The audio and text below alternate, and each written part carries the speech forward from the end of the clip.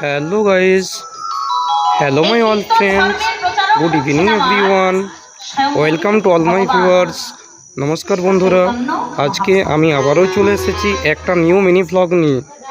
So আজকে আমাদের এখানে আমার মামাবাড়িতে কাজলপুরা গ্রামে হরি মন্দির প্রাঙ্গণে অনুষ্ঠিত হতে চলেছে কীর্তন।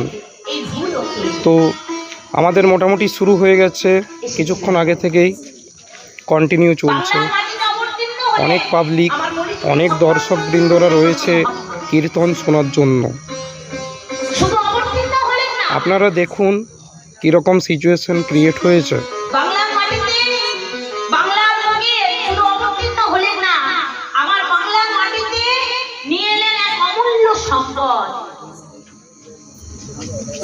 সেই সম্পদটা কি?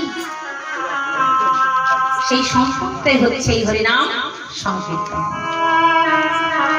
কেন তিনি এই অমূল্য সম্পদ আনলেন? তিনি চাইলে তো আরো অনেক কিছু নিয়ে আসতে পারতেন না।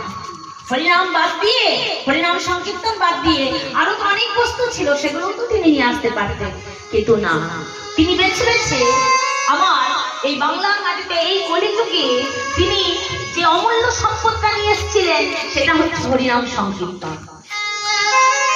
কেন? কারণ কলিযুগের ধর্মই হচ্ছে এই হরিনাম সংকীর্তন।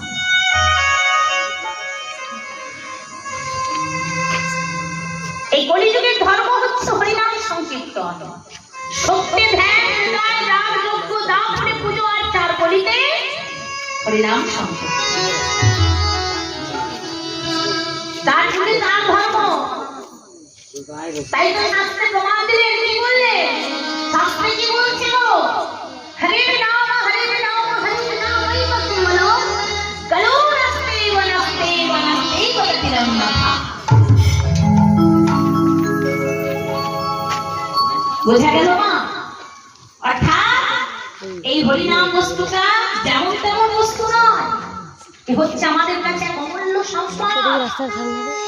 এই হরিনাম হচ্ছে কলিযুগের মুক্তির পথ। এই হরিনাম হচ্ছে আমার কলিযুগের ধর্ম।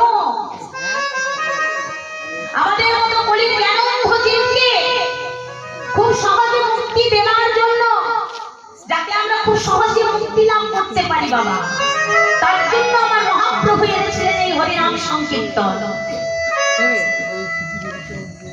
আর মহাপ্রভু